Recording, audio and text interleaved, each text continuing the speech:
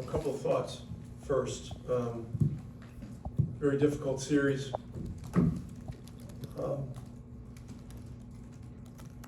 Game one, what happened in game one was very fluky, and it put us in position to lead the series at the beginning. That was a real key to it. And this group has been special, pulled off some very special things, and so we don't take it for granted at all. The Knicks were an unreal opponent, tough-minded, always coming at you.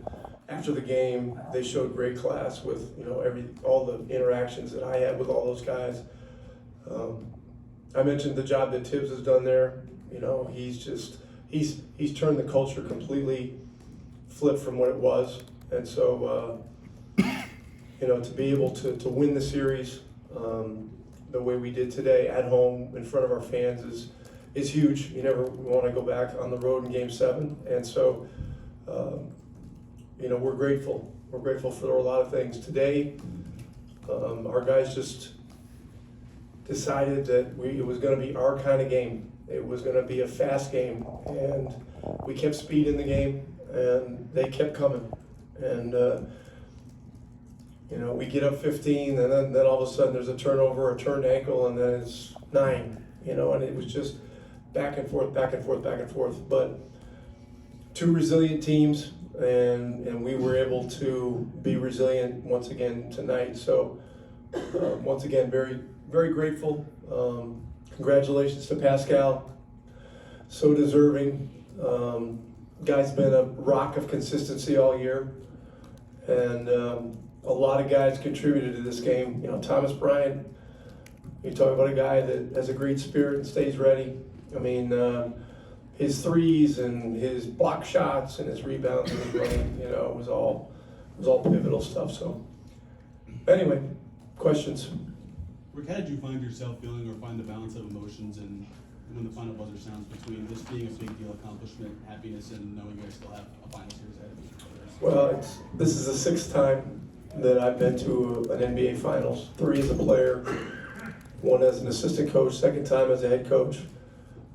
This is no time to be popping champagne.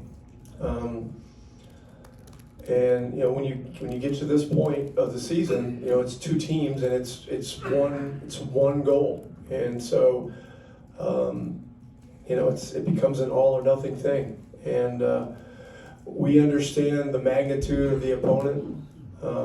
Oklahoma City has been dominant all year long, with capital letters in the word dominant. Defensively, they're historically great. And they got all kinds of guys that can score. It's 2 teams that have similar structures, slightly different styles, but Oklahoma's playing faster this year. And so I think it's has the makings of a great series. To me, it's from a coaching perspective, it's 2 teams that are fun to watch and fun to watch compete. So we're looking forward to the challenge, and they have the MVP, and so that's always an important thing. You talked about keeping speed, pacing game. Obviously, the big way you did that is creating a bunch of turnovers. I think 18, turn those into 34. I guess just considering the total arc of this rebuilding project, what all you had to do to get the defense to be where it is. I guess how sort of, I don't know if it's rewarding or what do you even say about it, but it's the defense that drives the train in this one and gets you, puts you guys in position to play the game the way you want to. Yeah, I mean, we just can't celebrate too much. It's you ask a question like we've accomplished something, and getting to the NBA Finals is an accomplishment. But if you start looking at it that way, you'll go into it with the wrong mindset. Our defense is something we've been working on steadfastly for over a year and a half. I mean, really, the year started last year with really a different set of rules. We were playing small and even faster. It wasn't a team that had great defenders, but we've gotten better defenders. We've gotten bigger. We got Pascal, and the guys co-signed on the importance of defense, and everybody has participated in the growth. And Oklahoma will present some very tough challenges defensively for us. Drew had 6 of those steals. It seemed like he flipped over Brunson pretty early. What made you decide to go with that matchup, and just what you like what you got from him all around today, especially as far as creating turnovers? Yeah, I just had a strong belief that he was going to have a big game today or tonight. It feels like a day. I don't know why, but it's almost midnight. And the other thing is getting him on Brunson created a natural cross match to keep OG off of him. And OG is, he's like the silent killer on their team. I mean, he's very hard to score on. He's a guy that doesn't get enough credit as a scorer. And, after timeouts, they were going to him almost every time. He's scoring almost every time. And defensively, he's a beast. And so, Drew really took the challenge. Aaron had fouls really from the beginning of the game. And when he got his first, it made the switch a naturally easy decision. What do you know about Jarris Walker at this point? I just saw him on crutches. It's an ankle. He's on crutches. So, we'll see. He's young. That's good. And I did not see a replay of the play, so I don't know how far it turned over, how much weight. But when a guy goes down and stays down like that, you're always holding your breath. Hold on here. Oh, I'm sorry. Hey, Rick. Been around you guys now since the start of the Cleveland series, and I don't recall you addressing this. You guys were 10 and 15 in December, and now you're here. And I know you don't want to talk about this as an accomplishment yet because you have more work to do. But when did you start to realize that this was possible? Well, we were 10 and 15, and Nemhard missed 15 games, and we were 5 and 10 in those games. And so you saw the impact of Nemhard tonight. And so we didn't have Nemhard, we didn't have Neesmith, we lost Shepard for a good stretch there. And there were some games where we were starting two-way players. Quentin Jackson got some starts, actually played very well for us. Enrique Freeman started one or two games. Johnny Furphy was in the rotation, and Furphy's going to be a good rotation player for the Pacers. But these guys are very young, and so we're a team that is an ecosystem.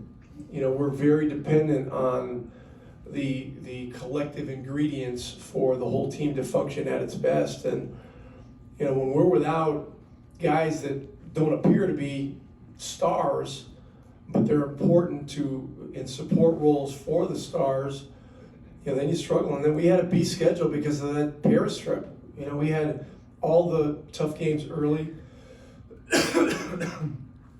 Excuse me, we had compressed schedule, and it was a confluence of difficult forces. Is there a water, Mike? Water? What else? Yeah, Rick, when you look at what Thomas Bryant did tonight, does that sort of typify, he was, he came in because Bradley was hurt, I assume. But does that sort of typify what this team has become about? It does, and look, Thomas has an indomitable spirit as a person and a player. Even when he's not in the rotation, he's over there in a defensive stance on the sidelines, and he is into it. And he is ready. He is ready, and he's had a flair. He's had a flair for these moments. He had a big game in Game 5 of the Cleveland series at Cleveland. He had a steal for a dunk. He had a putback. He made a big three in the corner. The threes that he made today were enormously important and very timely. And so, staying ready. Jarris Walker, staying ready. He played. He was one of the bright spots of the Game 5 debacle. He went in there. It was actually a plus in the game and hit a couple shots and did good things. And so, look, we played, 11 or 12 guys, and Bradley was available, but was unable to really extend and run full court, full speed, and so it just seemed to me that it just didn't make sense. And so, Thomas got right in there, got a block, and made some good things happen, hit some free throws, and he was key. What do you remember about some of the conversations in 21 when you guys embarked on this rebuild? And how surprised are you that it's come so fast? Well, if you have the right player to build around, it can happen much faster than you think. And so getting Tyrese made it very clear what our identity as a team needed to be. We needed to be a fast-paced team with shooting. And we had some good shooting at the time, but when we did the Brogdon trade, that brought Neesmith on board.